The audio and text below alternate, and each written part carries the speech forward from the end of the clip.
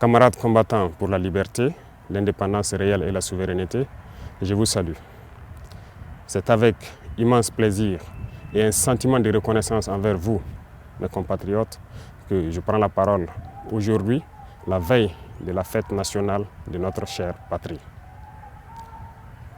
Avant tout propos, j'aimerais donc remercier le bon Dieu qui a fait en sorte que ce jour soit et pour tous les bienfaits pour notre chère patrie durant toute cette année 2025.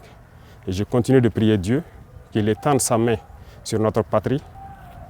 Je rends un vibrant hommage à toutes nos forces combattantes qui aujourd'hui, depuis plus d'un an, sont lancées dans une offensive audacieuse dans des territoires qui étaient autrefois considérés comme des bastions de l'ennemi et qui sont en train d'effectuer avec brio la reconquête de notre territoire.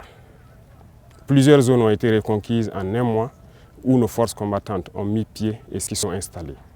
Toutes les résistances ennemies qui sont opposées à nos forces ont été écrasées. Et nous n'avons connu aucune perte en vie humaine au cours de ces offensives, rien que quelques blessés légers.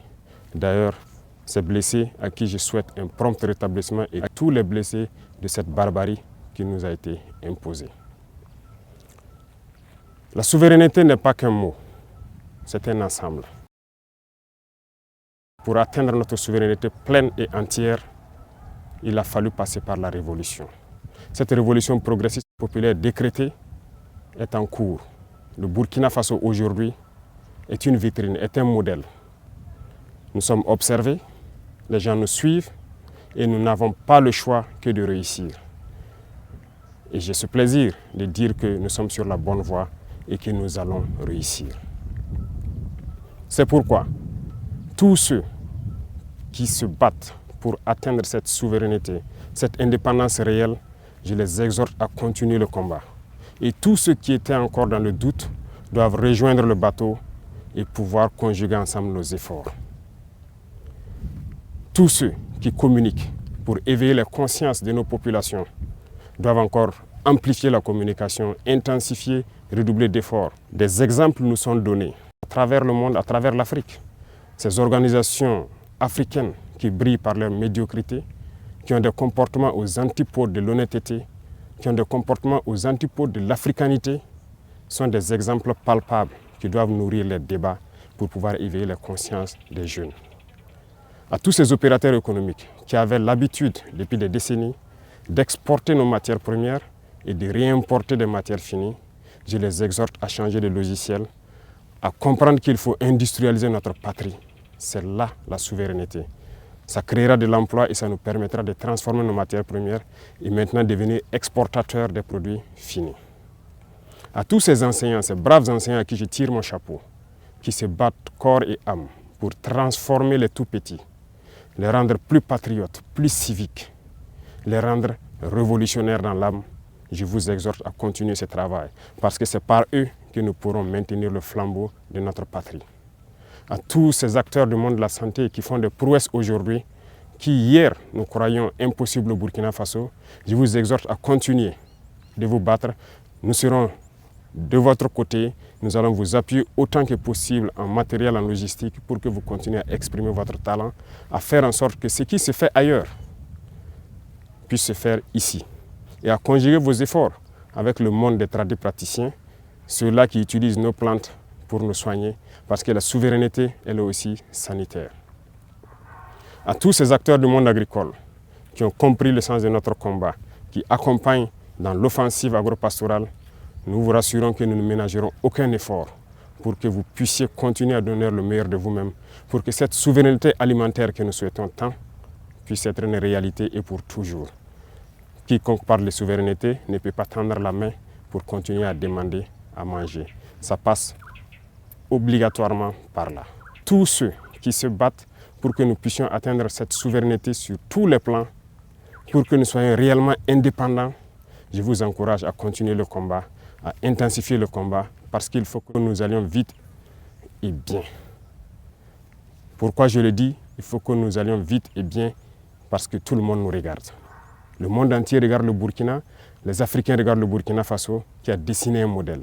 Et il faut que ce modèle puisse donc inspirer d'autres peuples à rejoindre le combat de la révolution pour que l'Afrique soit libre, digne et prospère.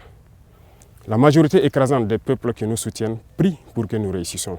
Nous les remercions et nous leur disons de continuer à nous soutenir parce que ce combat que nous menons, ce n'est pas uniquement pour le Burkina Faso, c'est pour tous les peuples noirs. Cette minorité qui est encore perdue, égarée, qu'elle soit bien au sommet des États ou bien ces populations qui n'ont pas encore compris, qui continuent à prier pour que nous échouions, nous leur disons merci parce que leur haine nous permet également de continuer le combat et d'aller de l'avant. Et j'espère qu'elles comprendront un jour revenir à la raison et pouvoir se débarrasser de ces gènes de l'esclavage qui les tiennent. Le combat contre l'impérialisme, le néocolonialisme et toutes ces manifestations se mènent tous les jours que Dieu fera. Nous ne baisserons pas les bras, nous continuerons sur notre lancée et je pense que toute la jeunesse est aussi invitée à s'exprimer. Nous continuerons à les encourager pour que nous puissions atteindre nos objectifs parce que la souveraineté, l'indépendance, la liberté que nous voulons pour vivre en paix au Burkina Faso, c'est tout cela. Voilà pourquoi je dis que ce n'est pas qu'un simple mot, c'est un ensemble. Aujourd'hui, nous sommes fiers de dire que nous avons fait des progrès, tant sur le domaine industriel, industrie civile que militaire. Nous avons fait des progrès sur le domaine de la santé, nous avons fait des progrès sur le domaine des infrastructures, nous avons fait des progrès sur le domaine de la défense, de la reconquête. Ces criminels qui avaient occupé ces zones de notre patrie, croire que c'était leur sanctuaire, ont été délogés dans plusieurs zones, sont en train de fuir le Burkina Faso. Vous verrez certainement des images de leur fuite, mais nous leur disons qu'à présent, ils n'ont que deux choix. Fuir le Burkina Faso ou mourir, parce que les forces combattantes sont engagées dans cette offensive et ça va continuer. Nous allons poursuivre jusqu'aux limites de nos frontières et sécuriser le Burkina Faso pour que le Burkina Faso vive en paix, se développe, soit prospère, soit un modèle qui inspire les autres nations. Je vous souhaite une très bonne fête d'indépendance dans la sobriété, bien sûr, que ce soit une occasion de réflexion, de pouvoir discuter, d'échanger, de communier pour réfléchir à l'avenir de notre chère patrie et pour que le Burkina Faso soit un modèle. Je répète, le Burkina Faso doit être un modèle pour inspirer d'autres peuples.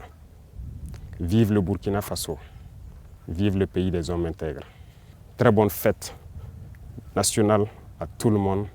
Je vous remercie. La patrie ou la mort, nous vaincrons.